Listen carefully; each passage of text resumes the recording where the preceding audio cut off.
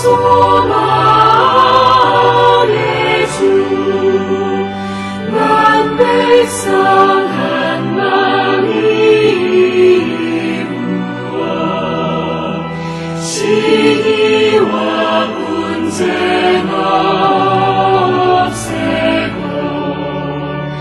장평화 채워주소서.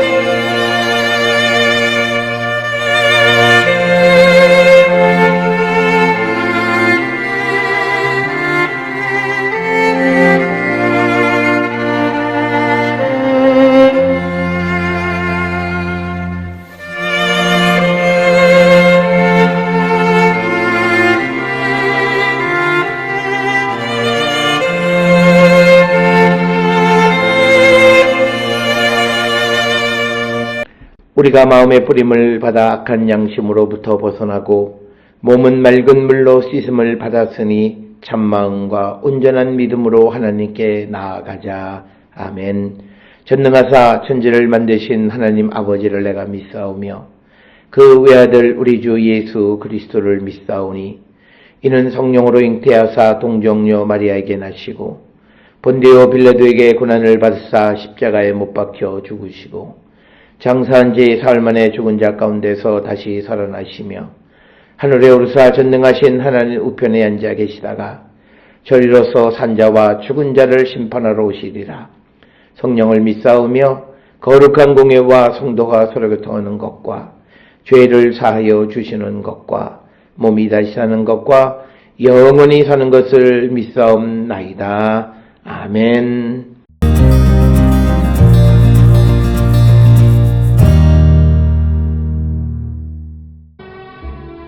어찌하여 내가 태에서 죽어나오지 아니하였던가?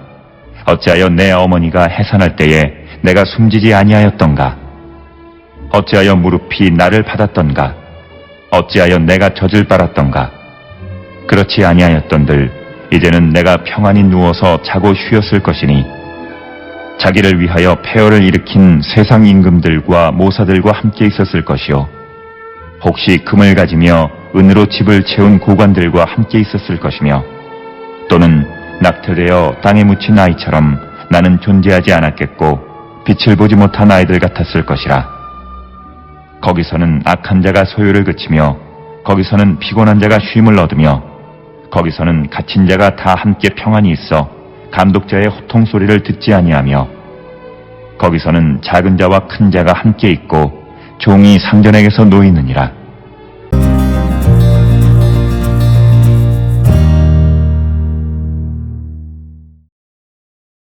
오늘 우리가 함께 읽은 욥기 3장 11절로부터 19절은 욥의 탄원에 대해서 기록하고 있습니다.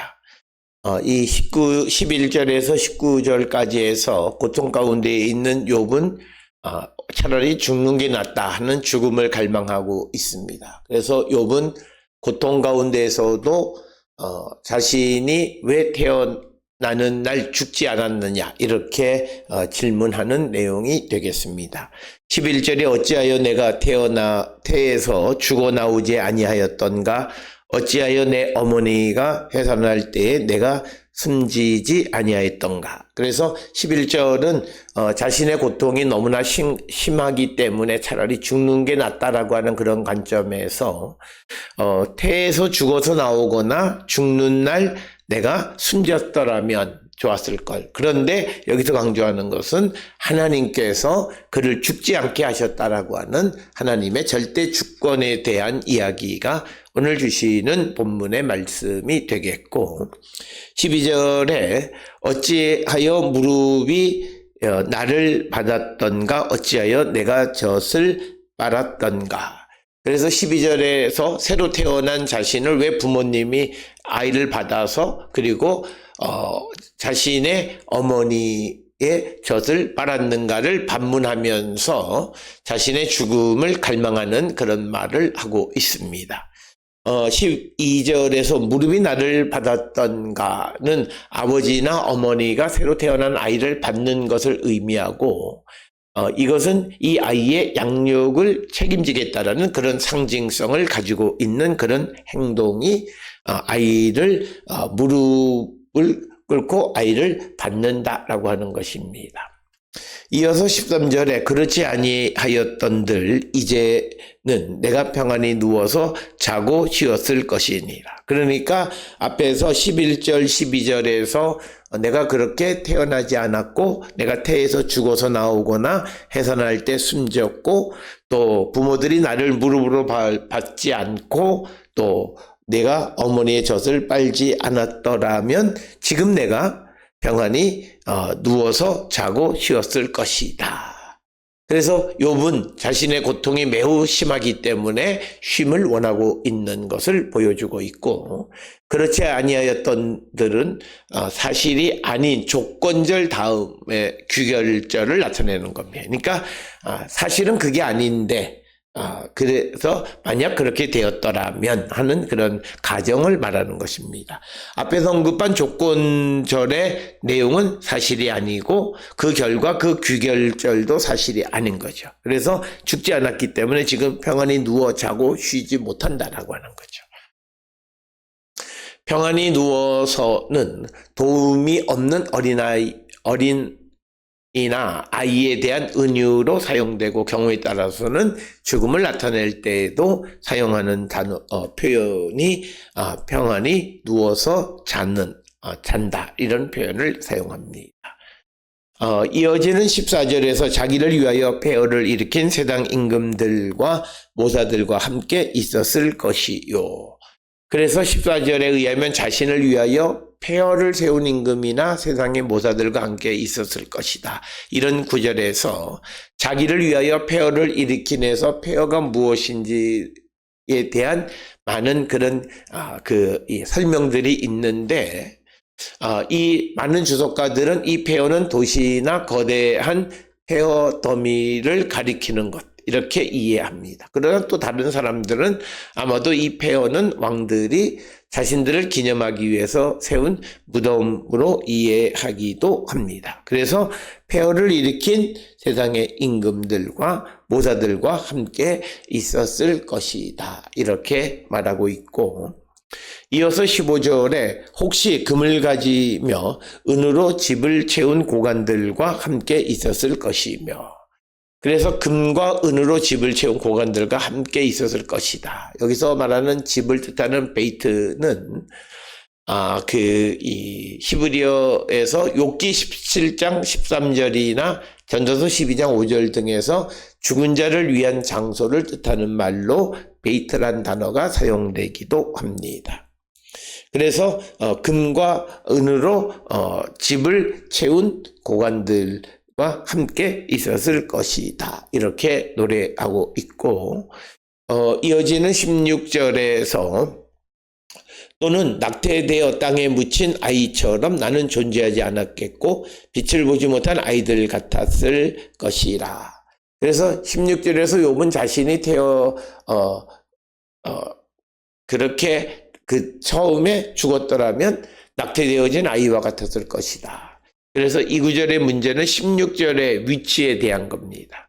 이거는 16절은 11절 다음에 위치하면은 딱 이 말은 맞는 거예요. 그래서 낙태되어 땅에 묻힌 아이처럼 나는 존재하지 않았겠고 빛을 보지 못한 아이들 같았을 것이다 라고 하는 거예요. 그런데 이 구절에서 결국은 이 위치가 어디냐에 관계없이 결국은 욥이 말하고 싶은 것은 살기 싫다는 그런 욕망, 즉 죽음에 대한 욕망이 강하게 묻어있는 그런 구절이 되겠고, 이어서 17절에 거기서는 악한 자가 소요를 그치며 거기서는 피곤한 자가 쉼을 얻는다. 그래서 욥은 수월의 완전한 안식에 대해서 언급합니다. 수월에서 악한 자가 소요를 그치고 피곤한 자가 쉼을 얻는다. 여기서 피곤한 자를 직역하면 쉼을 소진한 사람이란 뜻입니다. 그런 사람들이 이제 쉼을 얻는 것, 그러니까 완전히 죽었다라고 하는 그런 표현이고, 이어서 18절에 거기서는 갇힌 자가 다 함께 평안히 있어 감독자의 호통 소리를 듣지 아니하며, 19절에 거기서는 작은 자와 큰 자가 함께 있고 종이 상전에게 놓이느니라. 그래서 18절에서는 수월에 갇힌 자가 평안히 잠들어서 감독자의 호통 소리도 듣지 않아도 될 것이다. 특히 갇힌 자는 범죄함이나 전쟁 포로로 인해서 강제 노동에 동원되었던 자들을 말하는 것이고, 그들이 수월에서는 쉼을 얻게 된다. 그리고 19절에서 수월에서는 큰 자와 작은 자가 함께 있고 종이 상전에게 놓이게 된다. 이렇게 이야기함으로써 결국은 욥이 강조하고 싶은 것은 그가 죽어서 수월에 가 있다라면 차라리 그곳에 편안함, 쉼을 얻었을 것인데 하나님께서 그것을 허락하지 아니하셨다라고 하는 것이 오늘 우리에게 주시는 본문의 말씀이 되겠습니다. 따라서 오늘 주시는 본문의 말씀, 우리에게 고난이 왔을 때 사람들은 만약이라고 하는 불가능한 일을 생각하지만, 그러나 하나님은 고난 속에서도 우리의 모든 것을 주관하시는 절대 주권을 갖고 계시고 우리의 생각대로 진행되어지지 않음을 강조하고 있고, 고통이 너무 심하다 보니까 욥은 차라리 자기가 죽어서 수월에 있는 것이 훨씬 더 편안했을 것이다 라고 말하는 것. 그래서 오늘 주시는 이 말씀은 욥이 정말 죽음을 갈망하는 것으로 표현하지만 그것의 진정한 의미는 그의 고통이 매우 극심했음을 나타내는 그런 표현이 되겠습니다. 오늘 주시는 본문을 통해서 우리 자신이 원하지 않았던, 그리고 그런 고난 속에서 모진 고난을 당하는 욥의 탄식, 그것이 오늘 주시는 11절에서 19절의 말씀이 되겠습니다. 특별히 오늘 주시는 본문을 통해 우리도 우리의 삶을 돌아보면서 우리가 하나님의 절대 주권 안에 살아가고 있고 특히 예수 그리스도를 믿는 모든 백성들을 하나님이 지켜주심을 믿고 나가는 우리가 되어서 두려움 속에 살아가는 자들이 아니라 하나님의 구원, 하나님의 주권이 우리와 함께 하심을 믿음으로 우리가 소망을 갖는 성도의 삶을 살아가는 자들이 다 될 수 있기를 주의 이름으로 축원합니다. 기도하시겠습니다. 사랑과 은혜가 충만하신 아버지 하나님, 우리의 삶을 돌아봅니다. 주님이 우리를 보호하시고 지켜주시기에 결코 두려움 없는 삶을 사는 우리가 되게 인도하여 주시옵소서. 예수님의 이름으로 기도드렸습니다. 아멘.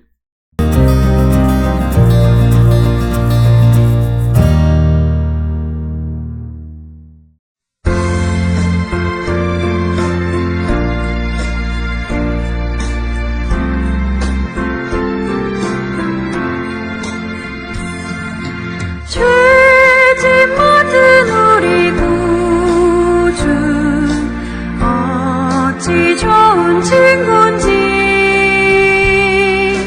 걱정된 짐 무거운 짐 우리 주께 맡기세. 주께 고함 없는 거로 복을 받지 못하네. 사람들이 어찌하여 아를 줄을 모를까. 시험 걱정 모든 괴로움 없는 사람 누군가. 부질없이 낙심 말고 기도드려 아뢰세. 이런 진실하신 친구 찾아볼 수 있을까. 우리 약함하시오니 어찌 아니하를까.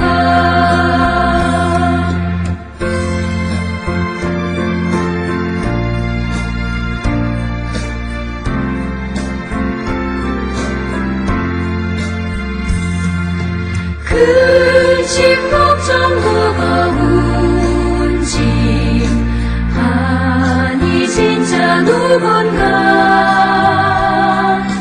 피난처는 우리 예수 주께 기도드리세. 세상 친구 멸시하고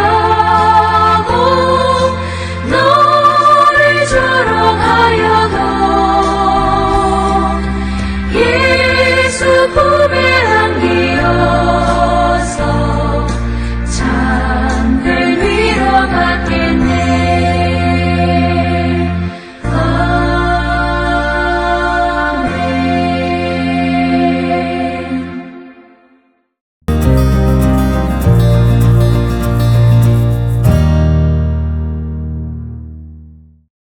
기도하시겠습니다. 이제는 우리 주 예수 그리스도의 은혜와 하나님 아버지의 무한하신 사랑과 성령의 위로 역사 교통하심이 하나님의 절대 주권 아래 우리를 지키시고 보호하심을 믿음으로 고난을 우리가 주님과 함께 이겨나가는 자 되기를 결단하며 세상을 향해 나가는 우리 모든 성도들 머리 위에 이제로부터 영원토록 함께 할지어다. 아멘. 주 너를 지키시고 그 얼굴을 내게 돌리시고